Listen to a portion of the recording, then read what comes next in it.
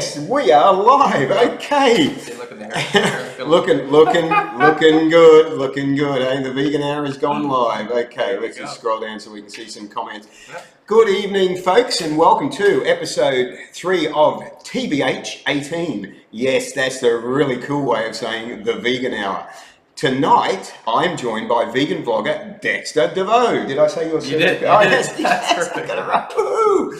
This is what is Tuesday, February the 13th, 2018, and let's just rattle off a couple of events that are coming up this weekend. We have Vegan Life. Hey, Vegan Life has a vegan luck in the park, just north of Surfers Paradise, on Saturday at 12 noon at Macintosh Island Park. Be there or be somewhere else more, I was going to say more exciting, but no, or be somewhere else more boring.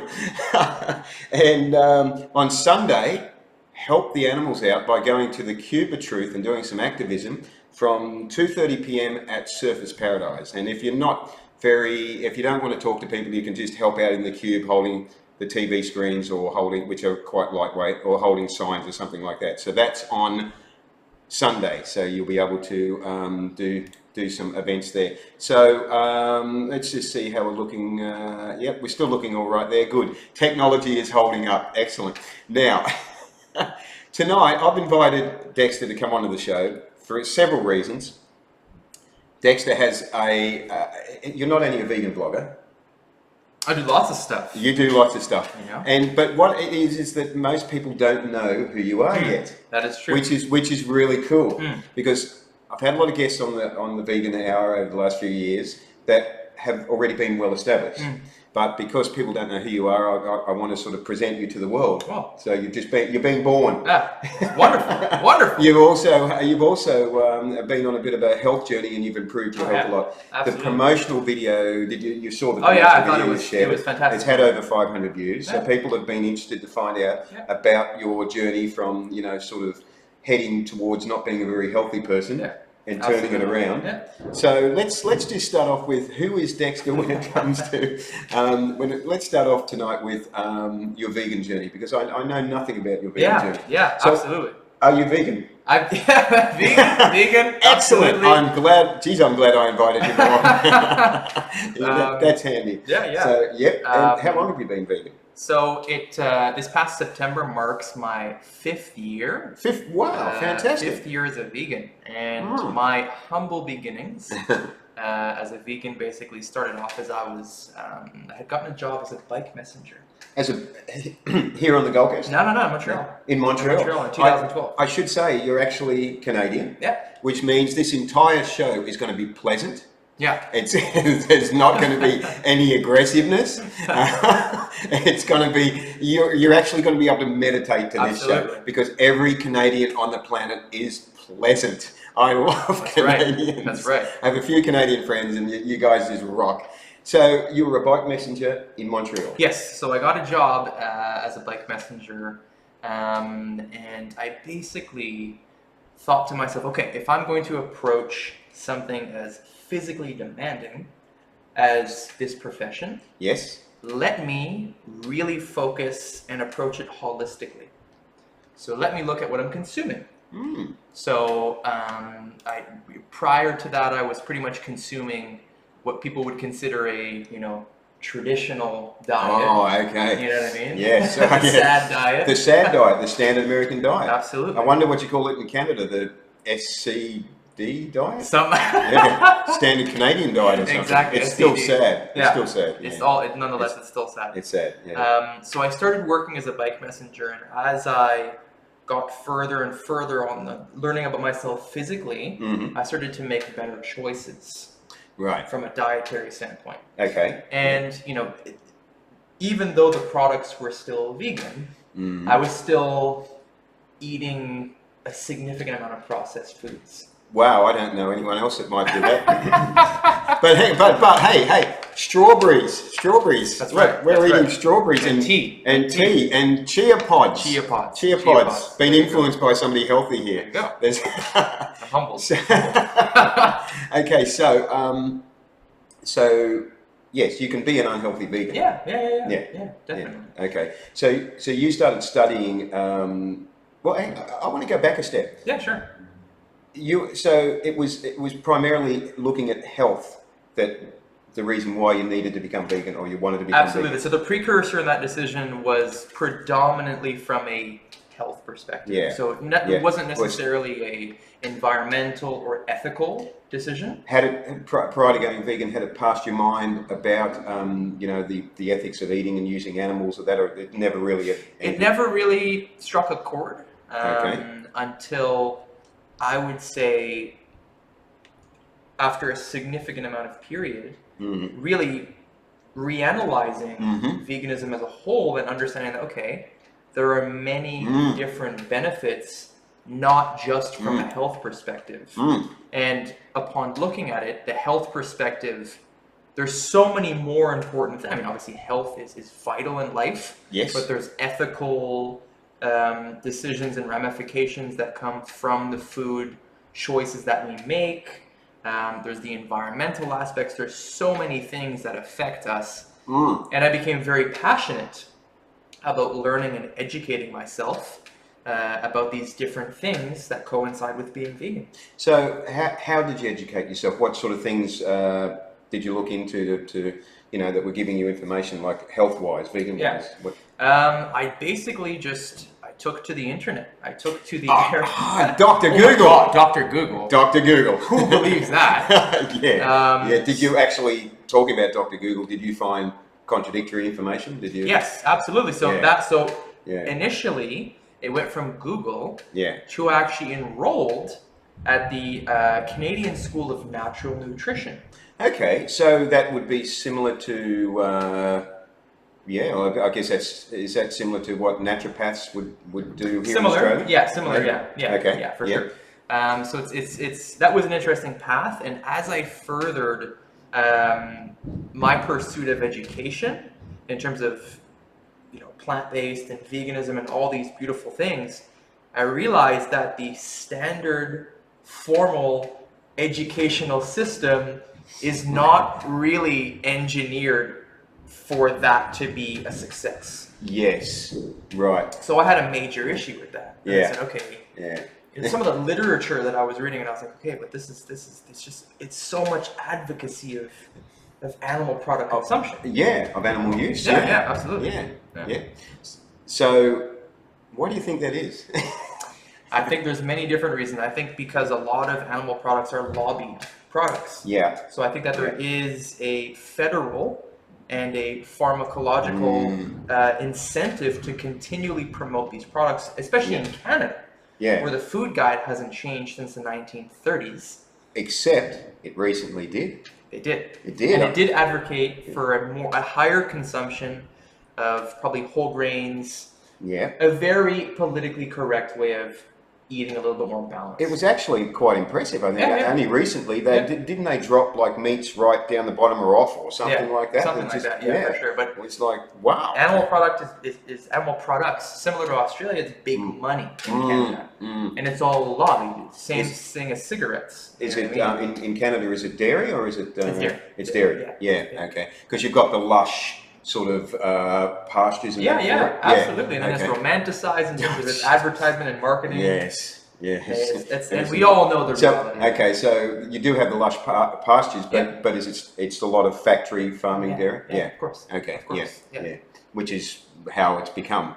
Yeah. Yes. Yeah. It's sad. It's very sad. So you enrolled in the, was it the Canadian? School of Natural Nutrition. School of Natural Nutrition, and so you were doing a course there? Yes, so basically the designation would be a registered holistic nutritionist. It sounds impressive. It's cool. It's cool. An RHN. Yep, there you go. Yeah. And so as I pursued in that, about 6 months in, I had to have a reality check where I went, okay, I can make a decision where I continue to learn and I force myself to digest this rhetoric.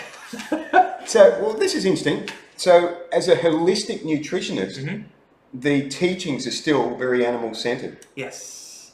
That's pretty disappointing. And I felt very, very alarmed because I remember the decision that cemented my decision to withdraw from that school was after reading a book that the author was an alleged vegan, but promoting all of these products, and I was like, this something is not is not making sense here. Yeah. And I don't want to continue to promote this. Yeah. So I withdrew. Okay, so where did that leave you? Oh man, you were already vegan at this point. Yeah, so already vegan. Yeah. You've been vegan what, a few years? Yeah, so at that point, so I started in 2014. So that's 2 years I had been vegan. Yep. And then I just sort of continued to just sort of jump around. And I moved to Vancouver and worked as a bike messenger there. Okay. Spent some time on the West Coast after having already done Montreal, Seattle, Montreal. So I jumped all across the country. Right. What's it like being a bike courier in the middle of winter in Vancouver or Seattle? Yeah, it's exciting. Montreal is more of a, you get about a few feet of snow. It can reach negative 50 degrees Celsius. I've heard this, yes. And what, you're not out there on a bicycle in minus 50 degrees? Yeah. Wow. It's the best and worst job in the world. You get to ride a bike all day, but at the same time, you have to ride a bike all day. Okay, so what? So when you went vegan, did you just go vegan overnight? Okay, so that's a great question. So when I went vegan, yes, I basically just dropped everything, and I did it cold turkey. And cold tofu. No pun intended. No, cold tofu. No cold tofu. Remember that one. Absolutely. I'll give you that for free. Oh yeah. So the dietary decisions that I was making prior to being vegan was leading to vegan anyway. I cut dairy. I had cut eggs out, and I just really looked at my diet and I said, okay, well, this is pretty much vegan. So everything was, was vegan, and I just basically hadn't made the decision to identify as vegan. That was it. Okay. I had done everything, and it was just sort of. I was like, okay. Why hadn't you? Did you not want to identify as being a vegan? No. I had no real education. Right. You knew the term vegan. Yes, okay. Absolutely. Yeah. And I remember laughing at myself as a kid, saying, "I could never do that." Really? Oh yeah, I would laugh. Wow. Oh, vegetarians, I couldn't do that. So you were a vegan. Yes. But you didn't put the word vegan to it until until I met who I consider my vegan mentor. Oh. So he was also a bike messenger, and his name was Will Farrar. And Will, if you happen to be watching this, I'm still trying to find you, man. I haven't spoken to him in 5 years, and I'm still trying to find him. Yeah. Will Farrar. Will Farrar is his name. Will Farrar. This is attention, Will Farrar. I'm looking for you, man. Are you in the building? I'm looking for you. So Will was the fastest bike courier I'd ever met. Oh, okay. And he was very quiet, very sort of into him. He basically was not a very social dude. Right. And then I thought to myself, oh my God, this guy is, and he'd race. He'd ride a bike 50 hours a week as a courier. Wow. And then go out and race and win on the weekends. Wow. So I said, okay, something is not making any sense here. Yeah. But I have to know what this guy is doing. Yeah. And he took me under his wing, and he was a hardcore sort of straight edge vegan. He's into Minor Threat and all these super aggressive vegan punk bands. Oh, okay. And he was ex-VX, so vegan straight edge is basically a movement started in, I think, the 80s of a bunch of youth who wanted to go straight edge. They didn't want to drink, they didn't want to smoke, they didn't want to eat animal products. But they were into punk. Hardcore punk rock. It's funny you should mention straight edge. I was actually having a discussion with someone 2 weeks ago about this exact thing. And it was the first, and he was describing exactly as you've described it. Yep. And it's here in Australia, and he rattled off a list of names of people that he knew, and he said, I'm in this scene, and all these, and no drinking, no smoking, and I was like, wow. Yeah, it's wonderful. It's wonderful.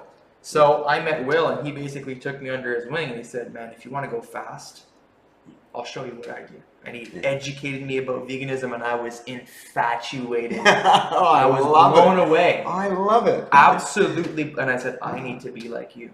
Yeah. Because I wanted to emulate him, because I was so inspired. You know what? This is reminding me of Dan Millman in the Way of the Peaceful Warrior. Yeah. Are you familiar with? No, I don't know. But it's.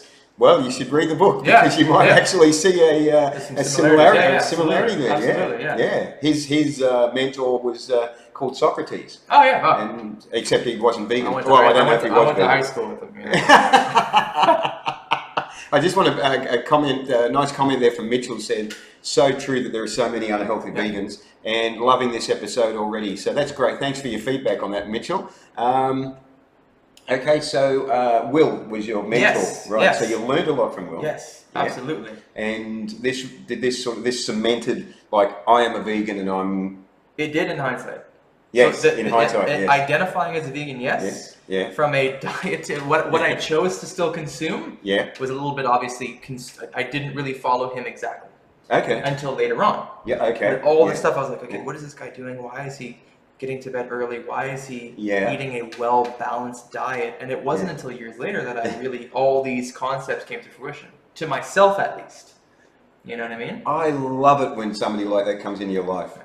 And they just have a presence, don't they? Yep. And you can't sort of at first put your finger on it, but you just know there's something interesting and different about the way the person's living their life that is so significant that you really like, I need to learn from this. Yep. Yeah. So and I think moments like that are where the most growth occurs. Yeah. Because it confronts you.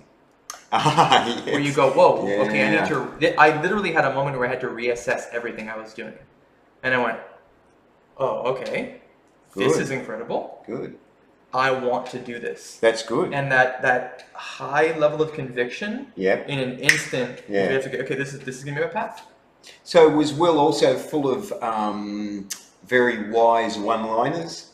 Yes. I love it. He's definitely a Socrates. Oh yeah, absolutely. That's but very, very hardcore. Yeah. You know, into music, and he was actually the lead singer of a Montreal punk rock band. Yes. Okay. And just wow. I haven't spoken to him in 5 years, and I've been trying to find him for 5 years. And you haven't been able to find him? No, last time I knew he moved to New York, became a plumber, and then never rode a bike again. Wow, you ruined his life. No, yeah, sorry, Will. Sorry, Will. Okay. So that was over there. Yes. How did you end up over here? Okay, so fast forward to arriving here. So I ended up in Thailand for a little bit, doing some riding and meeting some new people. And prior to that, I had put on a considerable amount of weight. Right, good. So we're getting, well, not good, but we're getting into that. Yeah, absolutely. And I think that, and I want everyone watching this to learn from my story. Mm-hmm. You know what I mean? If people feel subconscious or people feel that they don't have something to look at, it's best to have an example you can look at that you can use as a reference for yourself. Yes. Yeah. So good. I started, so leading to that, met Will, fast forward a few years, I started eating just copious amounts of processed food. Yeah. Everything. I just indulged myself in all the processed vegan stuff. So you'd gone from, I'm curious as to why you did that, because you'd gone from Will very, by the sounds of it, strongly demonstrating eating a very healthy vegan diet. Absolutely. And you were seduced by the dark side. Oh man, I just thought, I ended up falling into a dark hole because I made the association and I made the assumption by thinking, okay, this is vegan. Yes. So it must be okay. It's still okay. It must be. I wonder who else I know. Who else do I know that does that? And we all love you. We still love you. You know what I mean? I've got to say, seriously though, that is actually becoming more and more a problem that I never thought. Yep. Thinking back, because this is my 38th year of being vegan, I never would have even thought of that being a problem, that we have so much processed vegan food now. Yeah. And, you know, I love to say, oh, how great is it? It's wonderful. You can go anywhere and get vegan food. Yeah. It's like, yes, but is it any good for you? Yeah. I mean, I think it's great that the market is bringing these products to the spotlight to say, hey, if you want something that you would consume in an animal form, you can still have in a plant-based vegan form, which is obviously a lot better than its animal counterpart. Yes. But nonetheless, you have to ask yourself, is this still healthy? You shouldn't be having that vegan ice cream for every meal of the day. Absolutely. And then vegan pizza every day. Once in a while, enjoy them. Yes. Indulge yourself. But to make that something that's habitual, not the best idea. And so you got seduced by that. Yes. So I said to myself, oh, it's vegan. It's okay. I can eat that, and I can eat 8 of them because I completely lost my sense of satiation. You know what I mean? Oh man, boy, can I relate. Hey man, so I basically just went from that to, okay, so Montreal, 90 kilos. Yeah, So yeah. roughly 197 pounds. Wow, yeah. So, well, we're all metric here. Yeah, no, that's what I realized. 90 actually, kilos, and actually, Canadian is a metric system, yes. isn't it? Yes. Yeah, yeah, but so, growing yeah, up in the States, yeah. that was hardballed in my head. That's right, because you were born in Montreal, and then you spent time in the States, and then you went backwards and forwards. So I never used it until I arrived here, and I was like, okay, now I gotta get used to it. Now we're using the proper system. Yeah. Exactly. So I went from 90 kilos at 173 centimeters. That is way too. That's crazy. That's crazy. 90. Yeah, it is. Yeah. Way too crazy. Yeah. Do you know what the BMI on that was? Oh my God. Must be in the. Well, I was thinking off the top of my head. It must be in the high 30s or something, maybe. So not healthy. Not healthy. Yeah. I can't remember the number specifically, but all I knew was, whoa, okay, this is not good. So, okay, what were the effects it was having on you health-wise? Oh man, I had some pretty severe skin sensitivity. I had massive dental issues. Wow. From overconsumption of sugary products? Sugary products. I mean, I already had the enamel worn off my teeth as a child because I had very serious asthma issues. Okay. So that just exacerbated it. It would. Obvious weight gain. Yes. I felt depressed. I didn't feel good about myself. You didn't feel motivated? No, I felt horrible. Now, also talking about being like that, I believe you were also maybe following the advice of, let's say, a particularly well-known vegan. Can we go there? Or? Oh, dude, that's. I didn't want to say it. I don't know. Well, I'm just being. We're all polite here tonight, so I'm always polite. But there are, again, fitting into that category of vegans being unhealthy, but maybe thinking they're okay. There are some prominent, and there in particular one prominent vegan without naming names. I met him. We've had conversations. Yes. Yeah. Well, I mean, yes. Same here. And who promotes things that vegan products or a vegan way of living, which most people just would not be able to do long term. Well, I think it's utopic. I think it's a fallacy I know exactly what you're talking about. I probably have an understanding that people watching this know who we're talking about. Possibly without saying. If you're in the cycling world. Absolutely, in the cycling world. Yeah. And nonetheless, I think that advocating that type of dietary, it's not even a plan, it's a regime. Right. It's not, and I think it really harps on the most vulnerable parts of people where they feel, oh my God, I can eat copious amounts of this. And I felt victim to that. Yeah, okay. And no one forced their hand on me to consume these things. No. I felt, okay, someone's given me permission. Yes.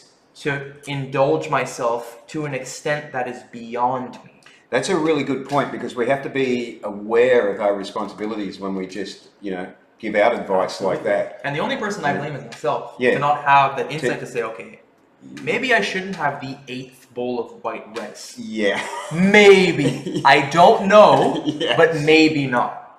Yeah. Now, maybe people giving that advice are able to do it because of some reason with their metabolism or the way they're living their life or something. Absolutely. That's all speculation, and that's not a judgment. But, but nonetheless, what works for one doesn't work for the vast majority. That's what you want. That's what you want is strawberries. Strawberries. So I think that advocating something that works for one, I don't think is the most sensible thing. I'm so happy you brought that up because I wasn't sure if this, but I know I did it as diplomatically as I could. No. I think this is fantastic because I think a lot of people feel shunned and silenced to speak about these issues.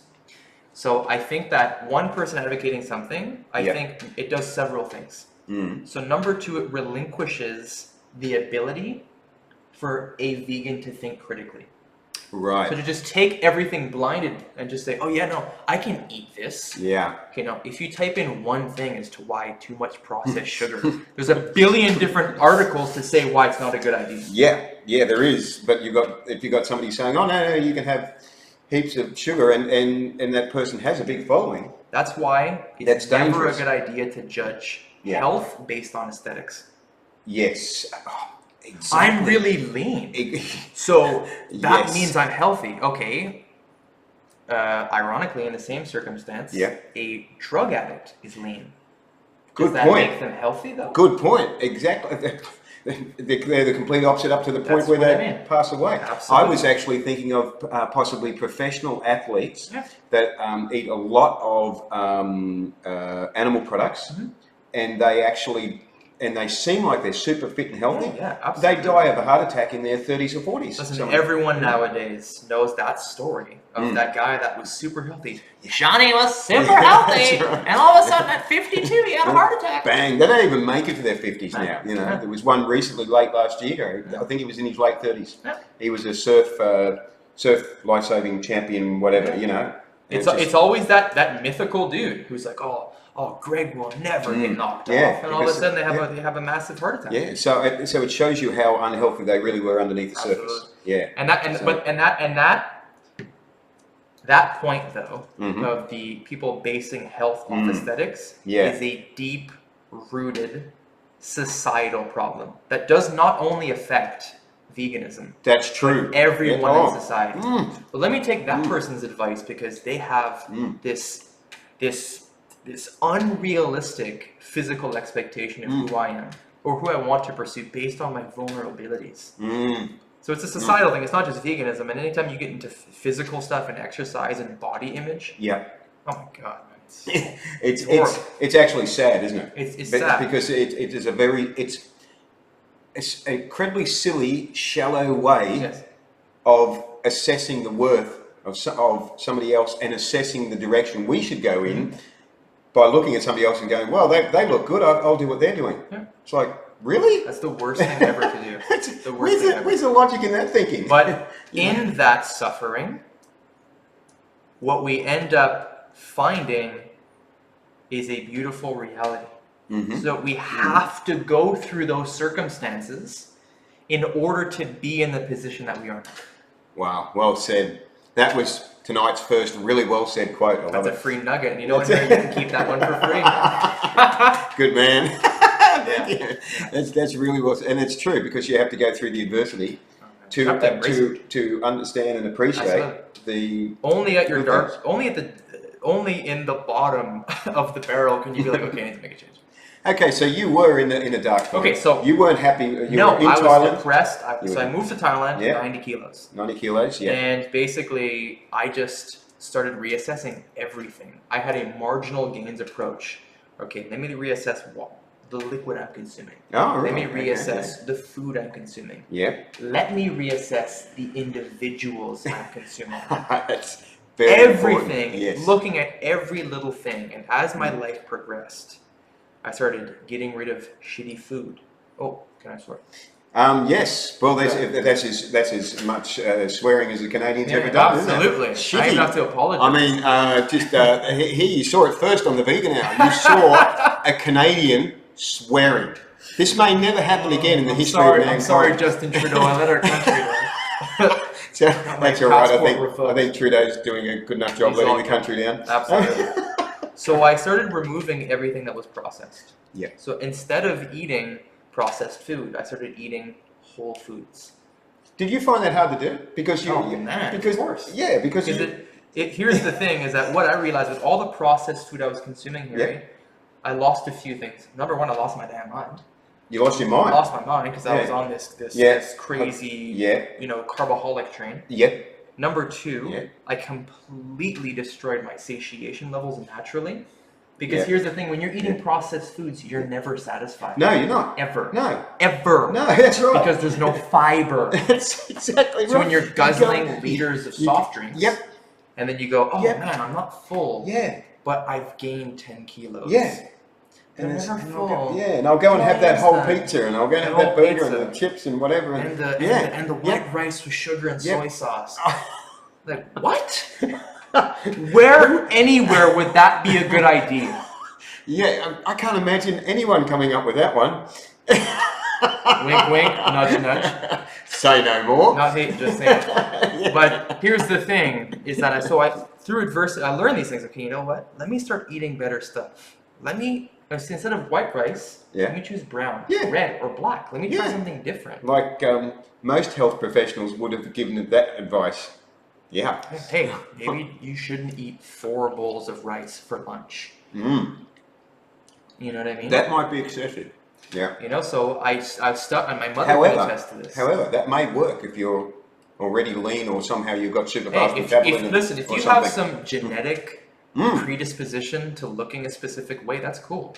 But this is why holistic doctors and naturopaths and that take everyone on an individual case. Yep. Which is what you're saying earlier. You can't have one person going, "This is the way you've got to do things." No, it's ridiculous. It ends up promoting unhealthy living habits that I think a lot of people feel ashamed and bullied to talk about.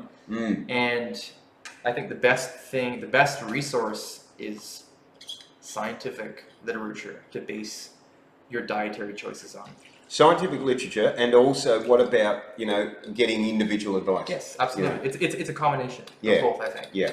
And so I started eating better things. I started hanging around people that I wanted to be like. Good. So, hey, look at these healthy people that actually have their head on straight and don't want to cram in nothing but processed garbage. Yep. And then so as I continued with that, and I treated myself better, and I started drinking more water and ate more fresh fruits and vegetables and whole plant foods. What a brilliant idea. Like, okay, finish the white rice bag. Okay, let's try brown. Let's try red. Let's try black. You know what I mean? Let me try stuff that is a whole food. Yep. And the weight, all of a sudden, I went to the movies with my friend Phil. Yeah. And I weighed myself, and I was like, oh my God, I'm 75 kilos now? I've lost 15 kilos. In what period of time was Within that? 4 months. Really? 4 months. And I was like, okay, whoa, this is incredible. This is getting a little bit out of control. And then I became addicted. I became a full-blown addict, Harry. To feeling great. To feeling great. I was addicted to success. I was addicted to self-improvement. I was addicted to feeling my best. If you're going to have an addiction, that's probably a good one to have. Addiction is good. And I have a compulsive, addictive personality. Oh, I can relate to that. But if you are honest about that, and then you use it in things that will provide you results. Yes, exactly. So I know who I am. That's brilliant. Yeah. That is... I know exactly who I am. I can, that's So good. I can look you in the eye and see that. It's clear. Yeah, I love it. Absolutely. I love it. That's good. So I just kept on focusing on great stuff. And fantastic. As that went on, I'm currently weighing 64 kilos now. So you're 173 centimeters. Yeah. You're taller than me, and you weigh less than me. I'm 165. I'm 165 centimeters, and I'm weighing more than you, it's man. All good. And one thing that I really want to stress with the weight loss, is number one, I'm not better than anyone. Good point. Number two, the scale is not a representation of who you are as a human being. Exactly. That is the most important thing. I don't care how much you weigh or how much you don't weigh. You have to focus on here. That is the most important thing. Weight comes and goes. Like, where were we? So we're talking about. At first I made a little announcement for people that still love themselves. Yes. And understand that it's coming from here. Absolutely. Yes. And you have to love yourself first. And I understand there's a lot of fighting within the vegan community sometimes. Sadly, there is. Sadly. And it breaks my heart to see.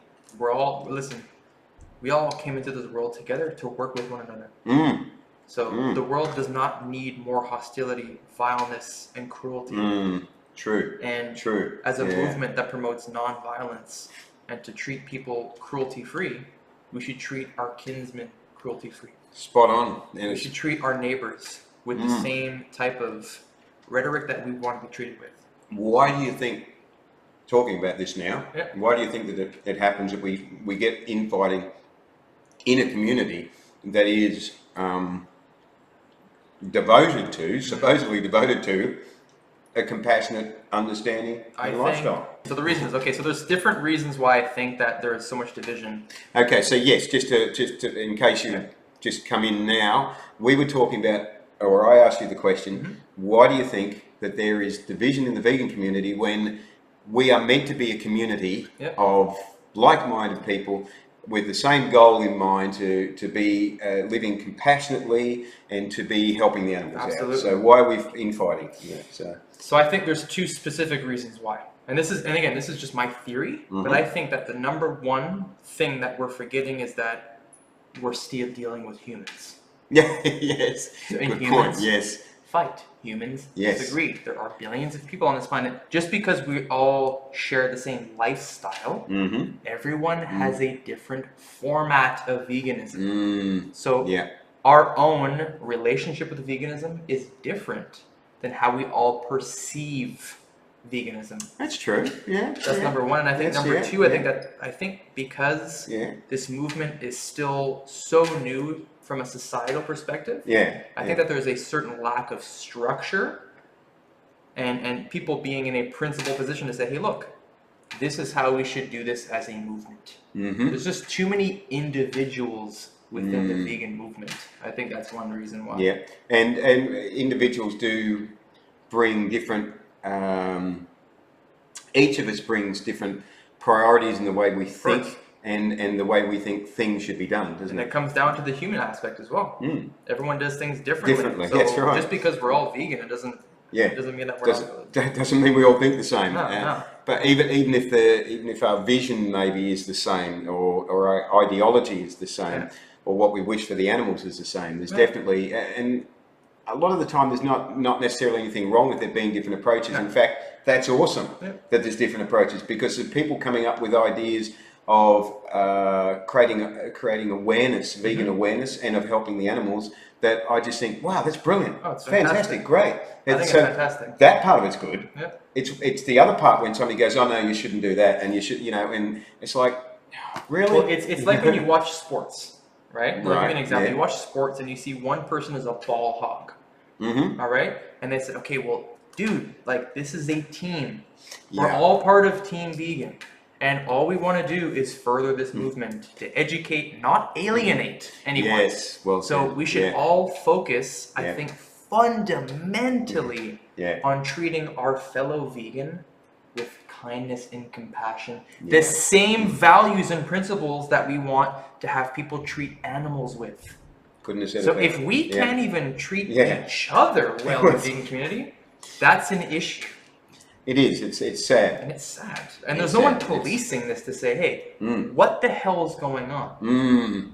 Why is this fast? And there's so many different chapters of veganism. That's true. But I think that when you say there's nobody policing, I think it is good that we have some very, very strong, well-respected mentors or leaders. Absolutely. You know, like James Aspey and say Joey Carbstrong, Earthling Ed, Philip Wallen maybe. Just people that are so well respected that you know, if they say something, a lot of people are going to go. They're going to stop and think, yeah, we should actually follow this person's advice. I got to check myself. And I got to check myself. That's right. That will take time to grow even bigger to be able to say, hey, look, why are we doing this as a unit, as a group, as a movement? And it takes time. Yes. No one's perfect, but. I feel like we're flying blind now because I can't actually read any. I can't actually read any messages. That's all good. so I'm going to keep apologising and saying that if you're making any comments, blame Eric. that the best that we can do Just blame me. is that we can respond to the comments after this. Yep. After this part of the live stream is over. That's the best that we can do. Cool. So maybe, you know, whether I get to them later tonight or you get to them at some other time. I'm cool either way. But it doesn't change the content. It doesn't change the importance of the message that we should try to work together. Absolutely. You know? But it's ironic. Something occurred to me while you were talking about that just then, and that was the fact that earlier you and I actually fell victim to what we're sort of talking about, in that we were actually sort of saying that there's a certain vegan that gives health advice which is not possibly best to be followed. So we fell victim to actually blaming that person for not doing the right thing. Yeah, absolutely. And I think that you put people in a position, and you give them an audience, and people go crazy. And, and no one treats success the same. Yes. And I don't think anything is out of malintent, and I don't think that anyone envisions themselves, oh, when I get big, it just sort of happens. Like there's no blueprint for success. That's true. It does just happen. Yeah. And actually, it occurred to me the difference in the quality of the people you associate, which is what you discovered. You started associating with people that you were better to be aligned with those people, right? More positive people. And that is something that came up Saturday night when I was in Brisbane, and Chris Delforce was talking, and just the fact that he's so humble and unassuming, and obviously does what he does with his films just for the animals. And here's a man that has gone into the factory farms and put his life at risk, has been arrested, has been to court, has had charges laid against him. So here's a man that's walking his talk, and he's not out there blowing his trumpet about himself. It's not about him. No. And what I took from that was just like, wow, this is the way it should be done. We need a world of people like Chris Delforce that are basically like, this is the mission we should be. This is what I got from him, without him saying it, is this is the mission we should be doing. Let's just get out there and do it. Stop getting up there and grandstanding and pretending we're all one. All this. Just let's get out there and just do it. It's, for example, if your house is on fire, you want a fireman who's going to say, or you want to say, hey, we're going in, and this is what's going in. And if we die, so be it. But we did it with conviction. Brilliant. And that's what we need. So that helped me reassess where I take advice from, I guess. Because after listening to him speak, I just went, wow, he's just for me, I'm even having trouble trying to find the way to describe it, but for me, it just changed the way that I looked at some other well-known vegans that tend to just grandstand a lot without really actually doing anything. It's more about getting attention on themselves, right? Absolutely. Listening to Chris, I was like, wow, that's just fantastic that you can do what you have done and be so humble about it and not need to draw attention to yourself.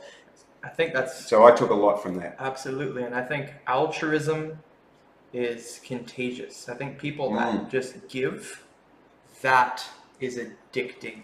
People say holy, and I think because he's so comfortable in his truth. He says, okay, this is my lane.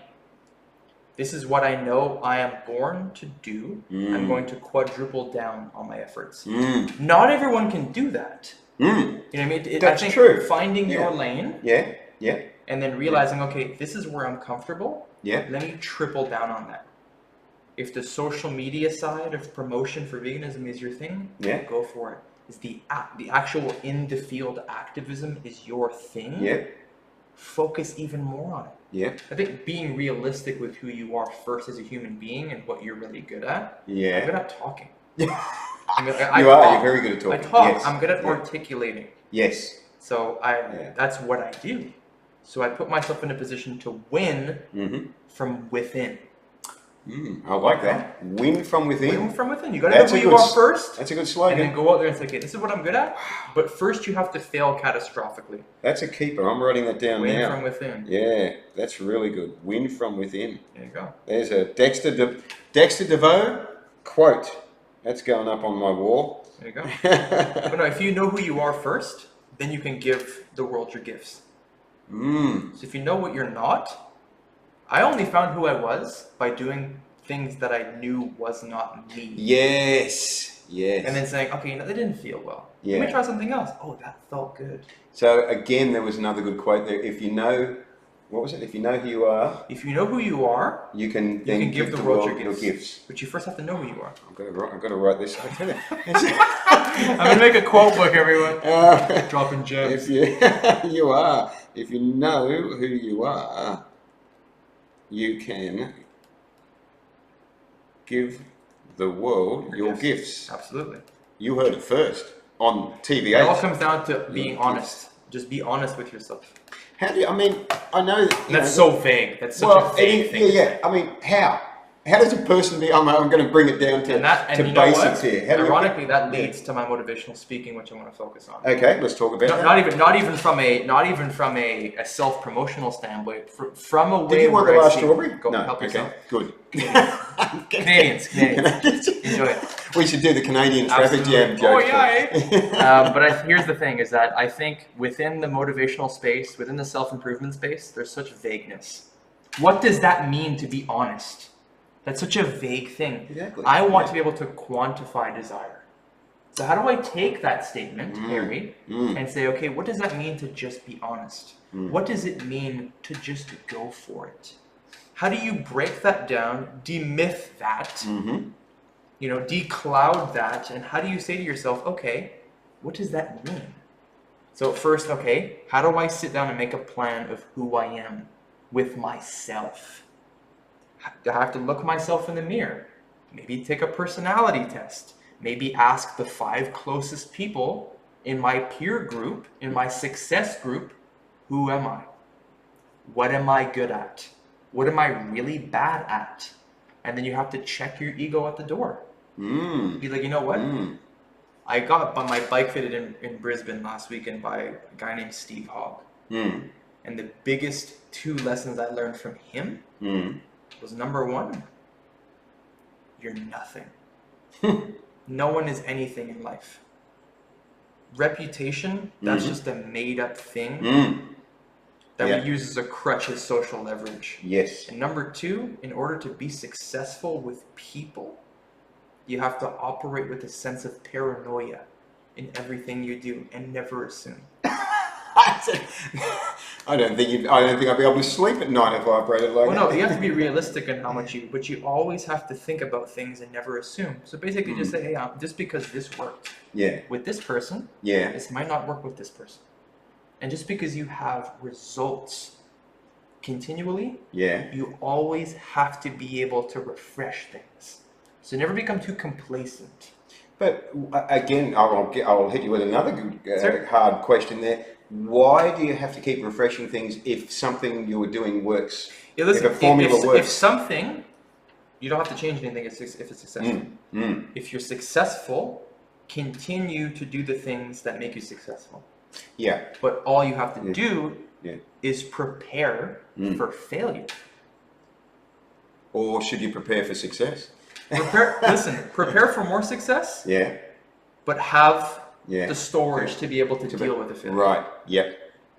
That's fair enough. Yeah. I see. I can tell in the distance because I can see. There's a comment come up, but I can't read it from here. I'm reading. Are you going to read it? See, maybe you can. Who this? Boom! My man, Mitchell Alexander. Mitchell likes his stuff. Okay, thanks for that. It's a very strange way we have to do things here tonight because we can't read things off the computer. Good. It's all good. It's the situation we have. Let's embrace it. That's right. We're working with the situation we have. The good thing is the YouTube video will be easier to understand without being broken into 3 parts. Yep. It's all good. So okay, so you talked about your motivational speaking. Yep. So tell us a bit more about your motivational speaking. Where's that happening? What's happening there? So my motivational speaking, I had a big epiphany in Thailand where I struggled with purpose my entire life. I never knew what I wanted to do. I felt lost in life until I was sitting in a meeting in Thailand at a cafe, and it was a career meeting, a career exploration meeting, and I had an awakening there, and I realized I need to give people my gift. Nice. And what I've done my entire life is speak. I've always been a natural orator. I've been a natural salesman. I've done all I have. Harry, the only thing that I have is the ability to talk. Yeah. That's all I am. That's all you need. That's all I need, and I realize that. That's all. That's something that I feel I never had to work at, and it was my natural gift to the world. I was going to say, for those of us that have the ability to talk, it's a wonderful gift. Absolutely. Yeah. I mean, it does me very well. It gets me along. And I'd have to say, you can talk way better than I can. I'm really, really impressed. I'm humble. Thank you. I'm really impressed. Thank you. Really impressed. But you also, I will also say, I've noticed with you, you're a good listener. I am a better listener than a speaker. You are, and I observed that when you first came in tonight before we went live, and I thought you're actually. It wasn't necessary for you to tell me about all the things going on in your life or in your day. I mean, you told me a little bit about what was going on, but you were quite happy to listen to me talking about what was going on, and you know, and I thought that's good. That's a sign of somebody that's pretty well focused in them, not focused in themselves, but balanced in themselves, or at peace in themselves, because they can actually just go, look, I'm okay here. I'm happy to hear about your world. Yeah. I think the thing is, for me, is that I would rather just shut up sometimes and just I'd rather win as a unit. I'd rather put my whatever win on the table and say, you know what, it matters more in the long term for me to really care about you and anyone I deal with. Beautiful. I'd rather put more. I'd rather lose money. Yes. As an example, and take a little bit less. Yep. But everyone's happy. Wow, that's fantastic. I gotta love the Canadian. I keep bringing it back to the Canadian way of thinking and living, and that it's just so. It just comes down to the fact that I am the king of the compromise. I want everyone to be happy. To be happy. And I know how to do that. But the good thing is you can do that without it devaluing yourself, right? Absolutely. Because some people compromise and they don't compromise in a holistic way, I guess. Yeah, that's because they don't respect themselves. Yes, and they don't have the grit and the tenacity and the backbone to say, this is what I'm worth. Exactly. You know that's where you have to be assertive, and that's the balance. Yeah. And the thing is assertion it doesn't have to be confrontational. You don't have to be, no, listen, Harry, who's else gonna be, bro? Yeah, because that's aggressive. I feel confrontation is inevitable, but being aggressive is a choice. So confrontations in life are inevitable. We're gonna have confrontations. Yeah. But approaching that confrontation to be with in a tactile way, in a respectful and calming approach. My mother used to tell me this. You attract more bees with sugar than with vinegar. Yes. So if everyone needs to get along. You don't have to be violent to people. There's no reason to be aggressive. You know what I mean? Have a confrontation, that's cool, but don't have to be nasty. No, that's exactly right. These are the values that we need re-established in the world. In the upcoming Canadian vegan world. Absolutely. Look, again, for me, myself, I just try to live a life that inspires. I like to talk, but in the grand scheme of things, I don't like to talk. I like to walk my walk. Walk your talk. You know what I mean? I like to walk my talk. And that's why I feel like, and to tie this with the motivational speaking. Yeah. Is there a lot of time? How much more time? Oh, no, we can go for another 5 minutes or so. Absolutely. Yeah. So just to summarize and to discuss the stuff. So the motivational speaking side of it is I have a desperate need to tell people my story and to encapsulize and to create something that people can consume. Because I feel that I have a lot to give with my natural gifts of speaking. I have a lot of life experience. You have a lot of life experience, but you also have, it's the way that you look at life. Yep. So the experience that you're sharing actually has a very powerful, what I'm hearing is a very powerful amount of compassion and understanding the other person in there. Absolutely. And that is essential, and I can entirely relate to that, and I think that I'm actually really pleased to be listening to somebody that values that and understands it and gets it and lives it. That's fantastic. I'm very humbled by that, Harry, and I think that everyone needs to be able to develop it deep. If you want to win in life, no one wins individually. Just like no one progresses individually. Yes. We only move forward as human beings, as a social group. Do you ever improve when you're doing things just by yourself? Probably not. But when you do things as a group, you move forward. It's just so much easier. It's definitely, I'd have to say, for me personally, I like to seek advice from people around me that I think will give me good advice. Absolutely. So that comes from a mindset of not necessarily thinking that I have all the answers. No, so it's like, okay, I think this is a good idea, but you know, what do you think? How do you think we should do this? How do you think we should do this? You know? Humility. Yeah, and it's humility. It's that group brainstorming thing that they use in business. Yeah. And geez, it produces some amazing results. Because somebody will go, well, why don't we do this? And I'll go, brilliant. Yep. Brilliant! I didn't think of that. That is so brilliant. And then suddenly that switches something on in your head, a light on your head, and you go, "That's a great idea." And you tweak it. Yeah. You go, "Not only can we do that, but we can do that this way." And the other person's like, "Great, I'll help you with it." And notice, and you're working together on it. Notice through that entire circumstance, all you wanted was a team win. You didn't say, "Oh, I didn't think of that, so now I'm going to be vindictive and vengeful," and then no, I'm going to tear it down because I didn't. And yes, and that's it's really sad when you see that happening. It's it's what brings we things do down. see it. Yeah, it's very sad, and it sort of brings us almost full circle back to talking about sometimes what happens in our own vegan community. Sadly, it's inevitable, but we have to deal with it in a mature fashion. So before we finish up tonight, I wanted to ask you what you think of you've been vegan 5 years. Yeah. What the growth and the changes and where we're heading. What your thoughts are on that? It's exciting because we're in a very, very, very unique time as a social movement. And I think that the best is yet to come. And I think with the reality of social media being what it is, I think that there's going to be heightened attention on that realm. I think more and more people are becoming aware. More and more products are being released. And it comes down to the fact that society is just going, okay, this is actually a thing.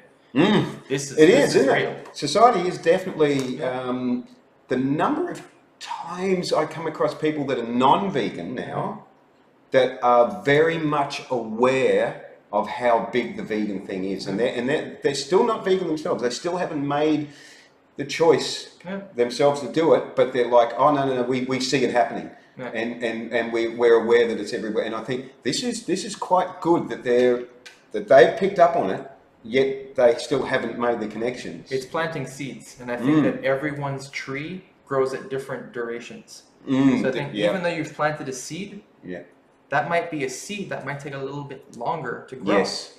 And I think that once you've planted the seeds and just allowed people to just continually consume the movement, then that's when people go. If you're forcing it down people's throats, then people go, oh, yeah, vegan's crazy.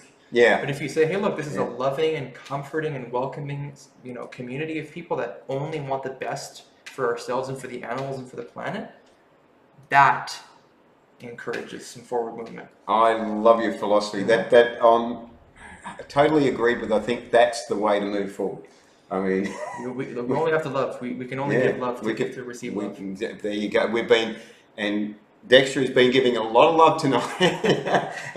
So if people want to get in touch with you, if people want to hear you speak or something like that, how to get in touch with you? Okay, so how to get in touch with me? Get in touch with me on Facebook. My public figure page is Dexter Deveau. I have a whole lot of amazing motivational speaking content that I'm going to be releasing at the start of April on my Dexter Deveau YouTube channel. Okay. And then if you want to get in touch with me on a more personal basis, you can get in touch with my Instagram. But I'm telling you right now, there's going to be some groundbreaking stuff that's going to come out. Well, it's coming from someone that I've had an absolute pleasure, to listen to and to talk to. Absolute pleasure. And I'll say thank you for everyone that did stick by us through the technical difficulties tonight. Thank you. The YouTube version of tonight's show will be up in the next day or two, and so that'll piece together a lot better. And any comments you've got that we've missed out on, I mean, I can see there's lots of thumbs up going across there, which is really good. Any comments we've missed out on, we'll get to later. So thank you for joining us for this episode 3 of the TVH 18 series. And next week, not next week, 2 weeks time. I'm forgetting this year that I'm doing them every 2 weeks. 2 weeks time on February the 27th. I've got plant-based babe Amanda Fisher.